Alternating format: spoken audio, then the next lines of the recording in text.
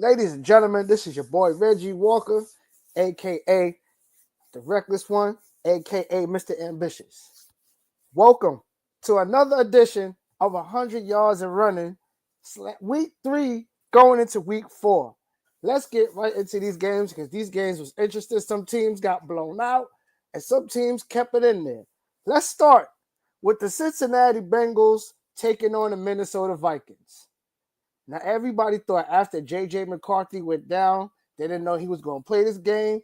Joe Burrow went down. So this was a battle of the backups. Unfortunately, like I've been saying all season long, that Brian Flores defense, that defense was on point. Unfortunately for Cincinnati, this was a blowout, ladies and gentlemen. The Vikings blew out the Cincinnati Bengals by a score of 48-10. You heard me right. 48-10. The Bengals couldn't do nothing. And shout out to my brother Solid Thought from Mississippi tipping in. Power up to my little bro. But the Bengals and the Vikings. This like I said, once Joe Burrow went down with that toe injury and they said that he was going to be out for 3 months, I said the Bengals is in trouble. The Bengals are in trouble because without Joe Burrow, the Bengals cannot put up points. They backup quarterback is trash. I'm sorry. I'm calling it like I said. He couldn't even get the ball down the field. And to have the Bengals only to put up 10 points where we know Cincinnati could put up more than 10 points, come on. But the Vikings got the best of y'all this week. So moving on to the Steelers and the Patriots. We got Aaron Rodgers on one side and Drake May on the other side. And this game, I was back and forth with this game because I wasn't expecting what I was going to see from Drake May. I wasn't going to see what I was expecting from the Patriots offensively and defensively. The Steelers, on the other hand, are getting Aaron Rodgers from New York and revamping that defense. Y'all bringing DK Metcalf from Seattle. So y'all got some weapons on both sides of the ball. But the problem with Pittsburgh is not their front seven on the defense. It's their secondary. Ladies and gentlemen, Pittsburgh's secondary was trash. And Pittsburgh did something with Miami to try to make that secondary group in the back much better by trading Mika Fitzpatrick for Jalen Ramsey. So now Pittsburgh got Jalen Ramsey and you still got TJ Watt. You got some good defensive players, but y'all secondary is straight up garbage. So, of course, people are going to put up points. Unfortunately, the Steelers defense stopped them with the momentum and they beat the Patriots by a score of 21-14.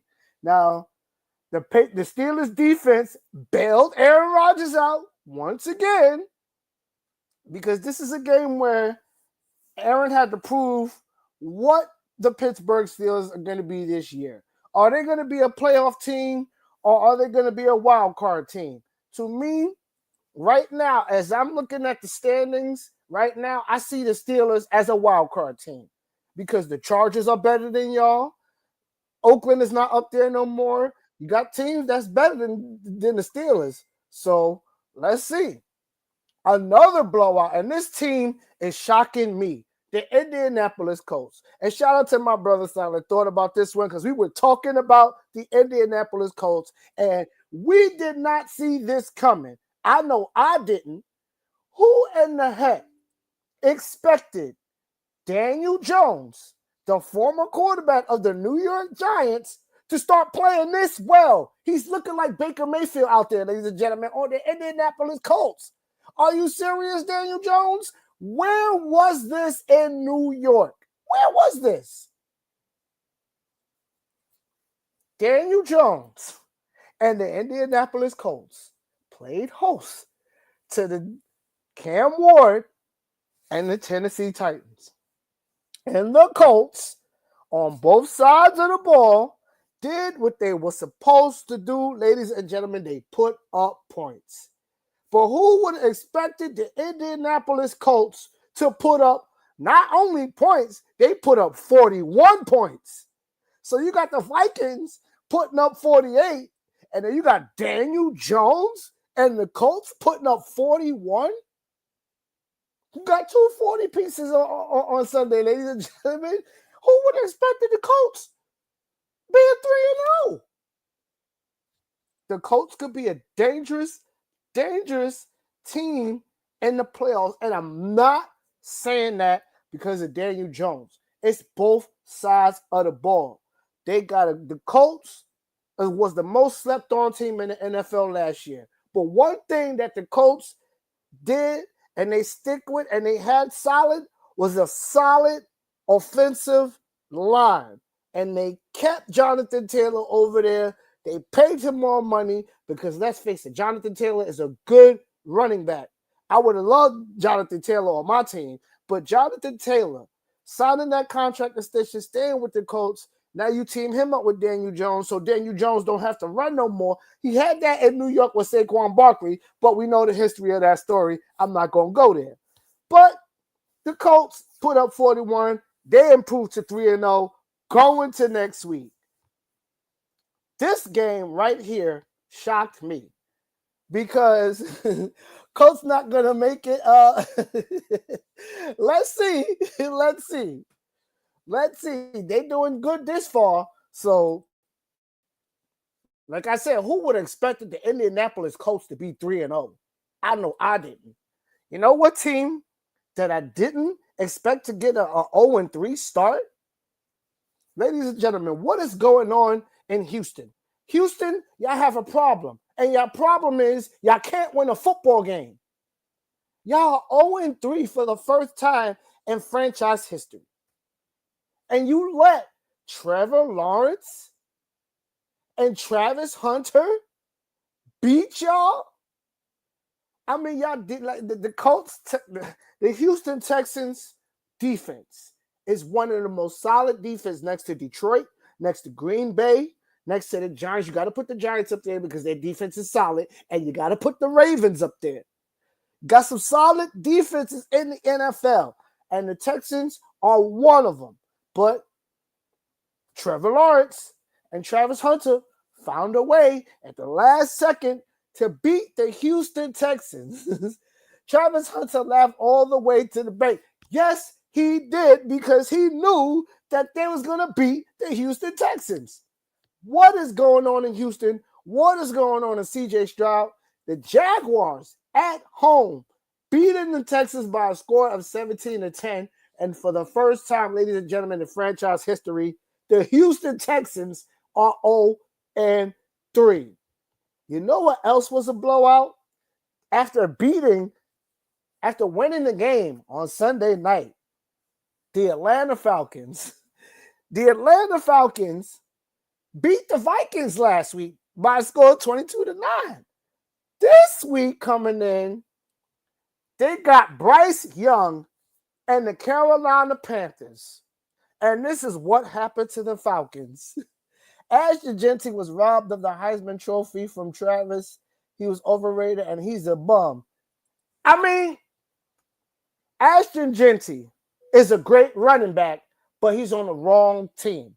And I'm going to get to Ashton Jeanty in a minute. But let me dig in Atlanta, and I'm sorry, Atlanta fans. Y'all going to hate me for this one, but it is the truth. After y'all put up 22 points, and I know y'all played J.J. McCarthy and the Vikings. Y'all escaped Brian Flores' defense, but y'all played the Carolina Panthers in Carolina, and y'all couldn't score? 0, nothing, zip, nada. You drafted Michael Penix Jr., and you still got a quarterback that nobody in the NFL wants. You know who that is? And you still got to pay this man $40 million for the next 2 years. You know who that is, ladies and gentlemen? That is Kirk Cousins. Nobody wants Kirk Cousins on their team. I know I don't want him on my team. Why? Because he's trash. And you see why. They couldn't put up not even 1 point, not even a field goal. But you let Carolina put up 30. The Carolina Panthers defeated the Atlanta Falcons by a score of 30-0. I told you, ladies and gentlemen, it's going to be some blowouts. And this season has just getting started. Now, this next game was interesting to me. You got the Eagles, you got the Rams. Kirk Cousins, exactly. Nobody wants him on their team. He's trash. In Atlanta, you got to pay him $40 million for the next 2 seasons. Sucks to be y'all. But this game coming right here should have been America's Game of the Week to me. You got Matthew Stafford, Devontae Adams, Nakua, and the Rams against Jalen Hurts, Saquon Barkley, and the Super Bowl champion Philadelphia Eagles. Now, the Rams and the Eagles, this game was going back and forth until the last seconds of the game. All the Rams had to do, it was 4th down and goal with seconds left. All you had to do was kick a field goal and beat the Super Bowl champions and stop their momentum. What happened? I'll tell you what happened, ladies and gentlemen.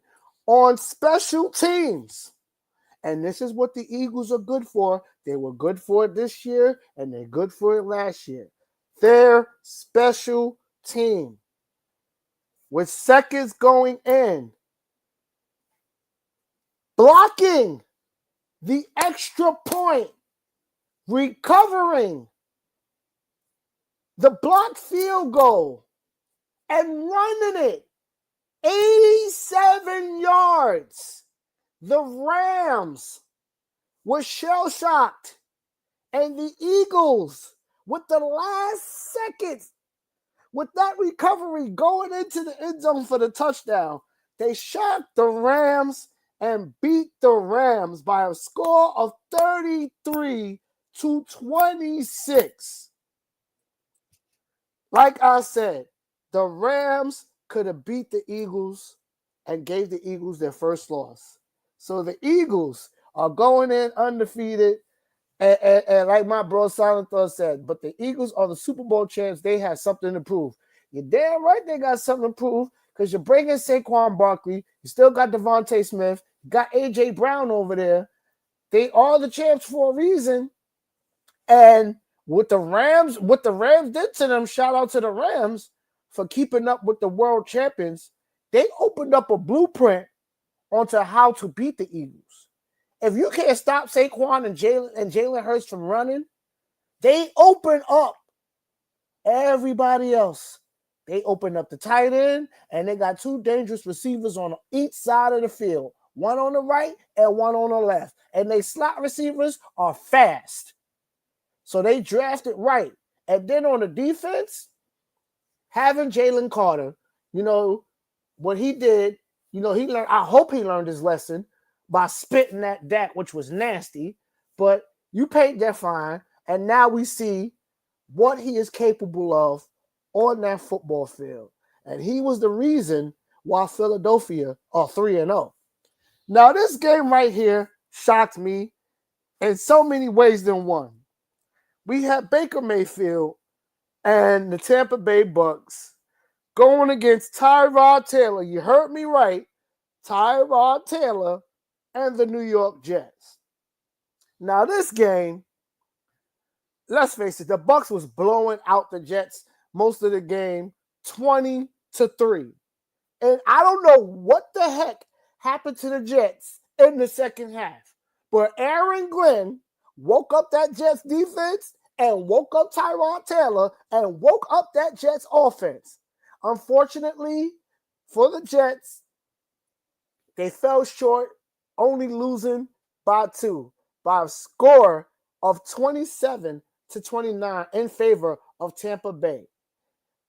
Next week, the Jets got the Miami Dolphins. And I'm going to get on the Dolphins later on. You got 2 0-3 teams. In the comments, which one of those teams do you think all the 0-3 teams, you got Houston, you got the Jets, you got the Giants, KC just won their first game last week. You got a lot of 0-3 teams. In the comments, what 0-3 team right now, out of the ones that I've named, which one of those teams do y'all see getting their first win of the season? Put it in the comments. You know, there was another blowout game, and I told you most of this week, ladies and gentlemen, was nothing but blowouts. This week was a good week because the Commanders, and without Jaden Daniels, they had Marcus Mariota. They played host to Geno Smith, Ashton Genty, which my bro just brought up earlier in the show, and the Raiders. The problem with the Raiders, it's not Pete Carroll. And I'm going to tell you what it is. The problem is Geno Smith. I'm sorry. I'm just calling it like I see it. He didn't do nothing in New York. He didn't do nothing with the Jets or the Giants. You on both teams. You didn't do you did okay in Seattle, and now you're in Oakland. And y'all too, just like the Jets, the Giants, and a couple of other teams, the Commanders are still a threat. And let me tell you why. Marcus Mariota shocked me in this game. That boy can still run, and he can still throw. And Commanders, they still got Deebo Samuel, and they still got Von Miller. Acquiring Von Miller on defense was the smartest thing that the Commanders ever did. The Raiders don't have Bo Jackson anymore. They need one. Let's see if Ashton Genty could be that for them. You drafted Ashton Genty, and Ashton Genty in college, he was a beast. Let me tell you, Ashton Genty can run, but he's on the wrong team because the Raiders' offensive line is trash. And they're expecting, just because you bring in Geno Smith, Geno Smith is going to save the Raiders. No, he is not, because he did not do it in Seattle. Raiders fans, if you do not go out and trade for a quarterback other than Kirk Cousins, y'all in trouble, because y'all putting too much pressure on Geno with a bad offensive line and Ashton Genty. Without the right protection, how can he produce and be the running back that we know that he can be? Now, we know he can get you 5+ yards from scrimmage. But other than that, what else do the Raiders have? Nothing. So the Commanders blowing out the Raiders by a score of 41-24. And I agree with that comment. Genty has to calm down. You have to be patient. You have to work with your O-line. It's trash, but the line is lacking. Other than that, they have nothing. They have absolutely nothing. And you're going to keep losing these games. And this is going to happen. Now, this game right here shocked me. Green Bay coming in red hot. You got Micah Parsons. Genty will outrun Saquon Barkley. With the way that I've seen Saquon work out, and I'm not saying Ashton Genty's a slouch because he's not. I just don't see him outrunning Saquon Barkley. Saquon Barkley is a problem, and he's tough to bring down. And so is Ashton Genty. So if I had to pick one of those two on my football team, I'm sorry, but I'm picking Saquon Barkley. That's just my pick, because Saquon is a beast. I'm sorry. But this blowout, it was just crazy. 41-24 in favor of the Commanders. Now back to the Green Bay Packers and the Cleveland Browns. On one side, you got Micah Parsons. On the other side, you got Myles Garrett. And I was shocked at what Myles Garrett did on the defensive end. He said, come on, y'all. We are not going to let Micah Parsons Jordan Love, and these red hot Packers, and the Packers are young too. That's why they can be dangerous.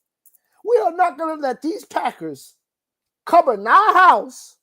I know we trash. I know we got Joe Flacco as our quarterback, and y'all sitting on Shador.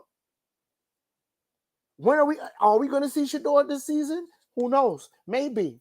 But the Cleveland Browns shocked the Green Bay Packers. This game was going back and forth, but it was won at the last second by a field goal. And this is what I said to a lot of people: take your time. It was a throwaway.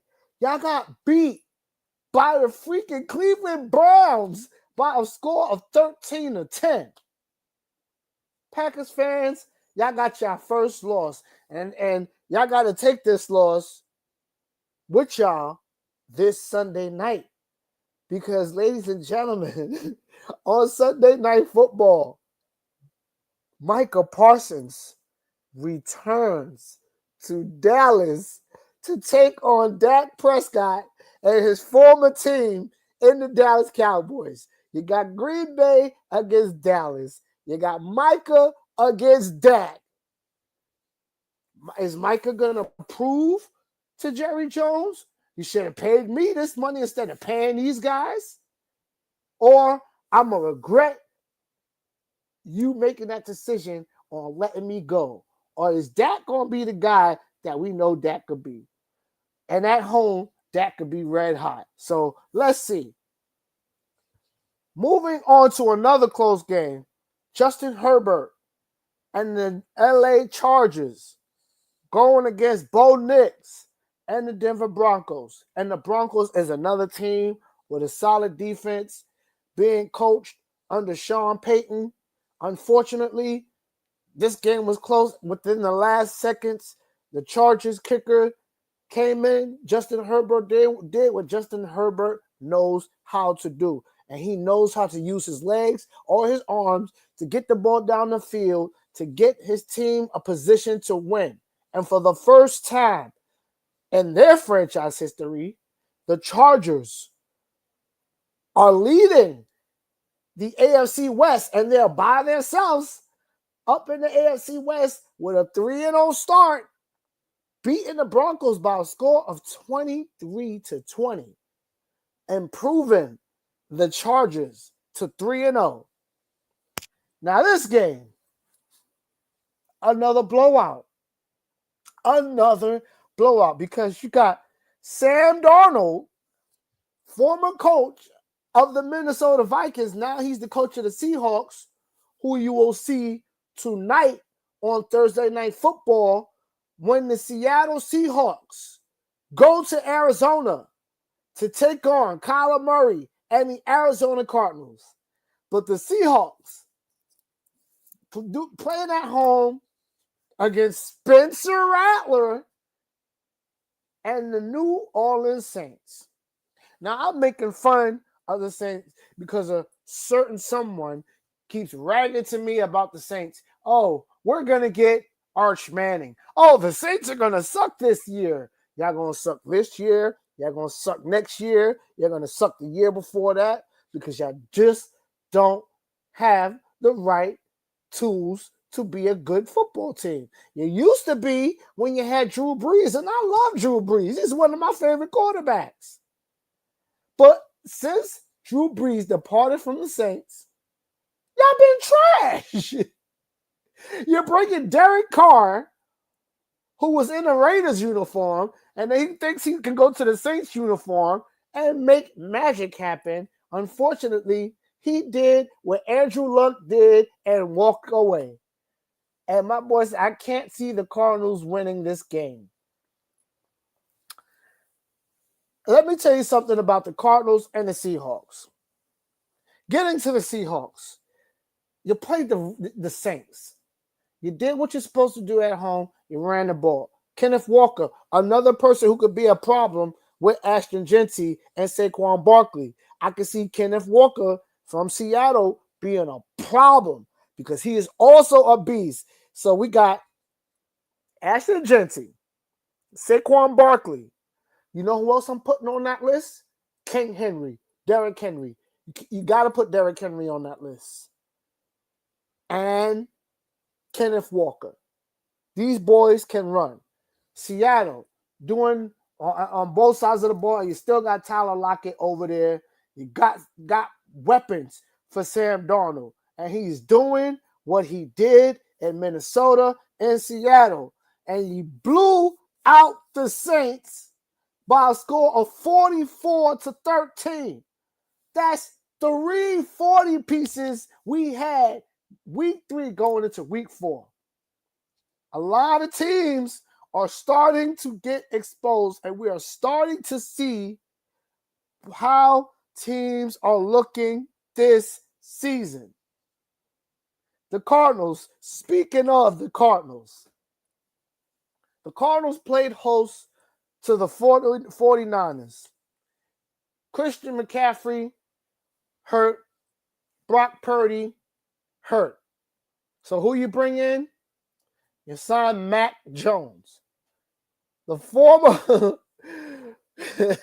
you only rooting for Kenneth because of his last name. That's not even the truth. The truth is, I was following Kenneth Walker in his college year, and what he did in college is what he's doing in the NFL now, and that's why Seattle signed him, because he's a beast. And him and Saquon Barkley actually played together on the same team, and even Saquon said Kenneth Walker could be up there with me.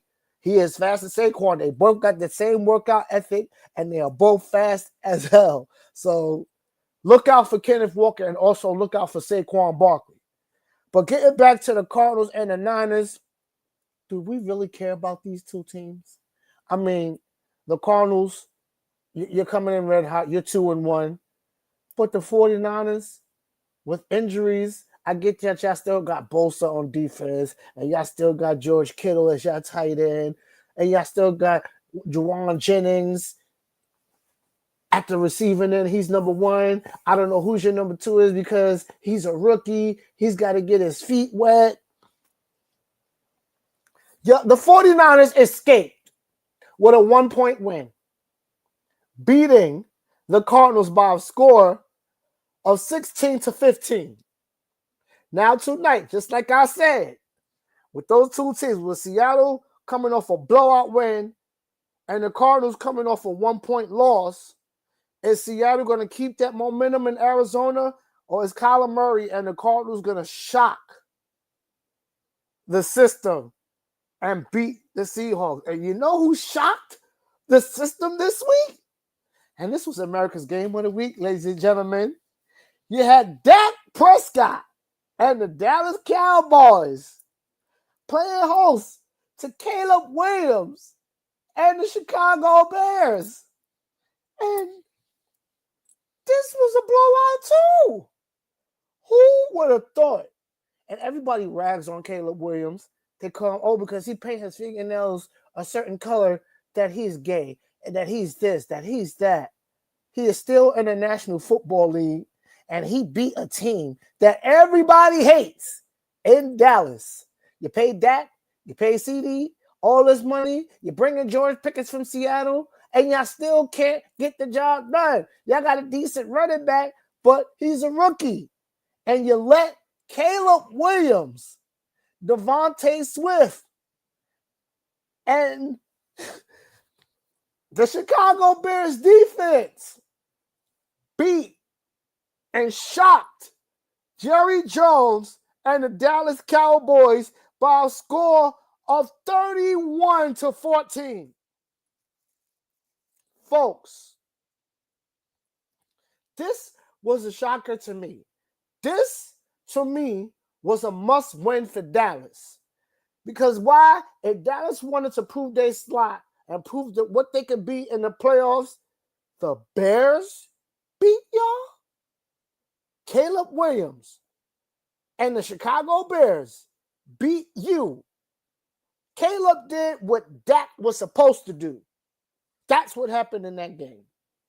Now, this game, Sunday night, was a battle of 0-2 teams. And unfortunately for y'all Giants fans, and this is breaking news after this game. You had a bunch of 0-2 teams. Skip past the Giants, courtesy of management. Shout out to my brother Bells, one of the hosts to Talking Good, Walking Bad, right here on the Family Meeting Podcast Network. So you make sure you check that out. But back to the Giants and the Chiefs. Yeah, Mahomes against Russell Wilson. Both of these teams were 0-2 going into this game. And Mahomes and the Chiefs did not want to go into next week against the Ravens going 0-3. But they played the Giants, and I love some of the Giants players because Malik Nabers is a beast. I'm sorry, but you got the wrong quarterback and Russell Wilson throwing y'all the balls. And I'm going to talk about the Giants, so let's talk about it. Breaking news. The Giants, after getting blown out by home by the Chiefs by a score of 22-9, they are starting their rookie quarterback, Jackson Dart, in next week's game. And I like this move, and here is why. Jackson Dart from Ole Miss. We saw what he did last week. We saw what he did in college. The kid can throw. The kid can run. He showed that in the preseason. You wait. Oh, Russ is going to be our number one. To me, it shouldn't have been Russ. Russ should have been the number 2 option. What I would have did if I was the New York Giants, I would have started Jameis Winston week 1. Because why? Jameis Winston got a better arm than Russell Wilson. Jameis Winston can't move like Russ, but he can throw the football down the field, and he can get you points. You didn't bring him to New York just to have him sitting on the bench. I would have started Jameis Winston week 1. But here we are. Let's see what Jackson Dart can do next week, because you got the Chargers next week. So you got an 0-3 team against a 3-0 team. Let's see what Jackson Dart can do against this Chargers defense. And with Khalil Mack and them boys over there and Joey Bosa over there, I don't know. But Giants fans, it wasn't your night. You know who else was shell-shocked? Monday night, Lamar Jackson and the Baltimore Ravens. Y'all played host to Dan Campbell, Jared Goff, Amar St. Brown, Josh Gibbs, and those Detroit Lions. And here's where Ravens fans should be kicking themselves in the face. You had the lead. You was up, 23 to 6 or 7 at halftime? Jared Goff woke up in the second half, and they put up points.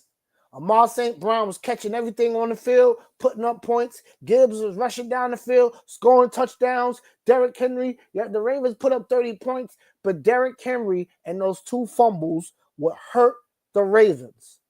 And the Lions, shell-shocking the Ravens at home, beating the Baltimore Ravens by a score of 38-30.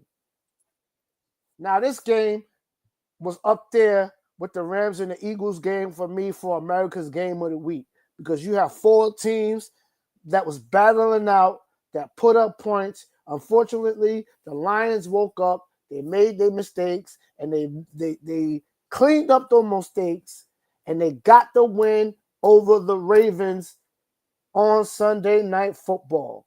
Now, tonight, don't forget, ladies and gentlemen, if you don't have Prime Video, check this game out. Tonight, you got a battle of 2-1 teams. You got Seattle against Arizona.